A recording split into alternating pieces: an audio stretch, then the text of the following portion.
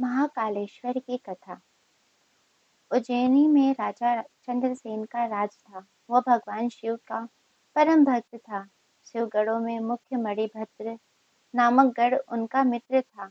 एक बार मणिभद्र ने राजा चंद्रसेन को एक अत्यंत तेजोमय चिंतामणि प्रदान की। चंद्रसेन ने इसे गले में धारण किया तो उसका प्रभाव मंडल तो जगमगा ही उठा।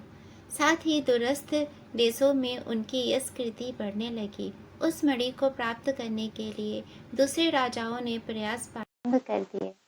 कुछ ने प्रत्यक्ष मार्ग की, कुछ ने विनती की। क्योंकि वह राजा की अत्यंत प्रिय वस्तु थी, अतः राजा ने उस मणि किसी को नहीं दी। अंततः उन पर मणि आकांक्षी राजाओं ने आक्रमण कर दिया। शिव भक्त चंद्रसेन भगवान महाकाल के शरण में जाकर ध्यान मग्न हो गए।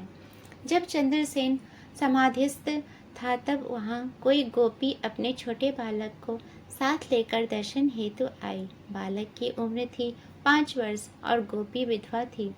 राजा चंद्रसेन को ध्यान मग्न देखकर बालक भी शिव की पूजा हेतु प्रेरित हुआ। वह कहीं से एक पासार ले आया और अपने घर के एकांत स्थल में बैठकर भक्ति भाव से शिवलिंग की पूजा करने लगा। कुछ देर पश्चात उसकी माता ने भोजन के लिए उसे बुलाया, किंतु वह नहीं आया। फिर बुलाया, फिर भी वह नहीं आया। माता स्वयं बुलाने आई तो उसने देखा बालक ध्यान मग्न बैठा है और उसकी आवाज़ सुन नहीं रहा है। तब क्रुद्ध हो माता ने उस बालक को पीटना शुरू कर दिया और समस्त पूजन सामग्री उठाकर फेंक दी। ध्यान से मुक्त होकर बालक चेतना में आया तो उसे अपनी पूजा को नष्ट देखकर बहुत दुख हुआ। अचानक उसकी व्यथा की गहराई से चमत्कार हुआ। भगवान शिव की कृपा से वह एक सुंदर मंदिर निर्मित हो गया। मंदिर के मध्य में दिव्य शिवलिंग विराजमान था एवं बालक द्वारा सज्जित पूजा यथावत थी। उसकी माता की तंद्रा भंग हुई तो वह भी आश्चर्यचकित हो गई। राजा चंद्रसेन को जब शिवजी की अनन्य कृपा से घटित इस घटना की जानकारी मिली तो वह भी उस शिव भक्त बालक से मिलने पहुंचा। अन्य राजा जो मणि हेतु युद्ध पर उतारू थे वे भी पहुंचे।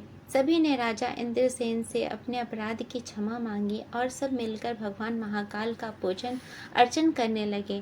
तभी वहां राम भक्त श्री हनुमान जी अवतरित हुए और उन्होंने गोप बालक को गोद में बैठाकर सभी राजाओं और उपस्थित जन समुदाय को संबोधित किया।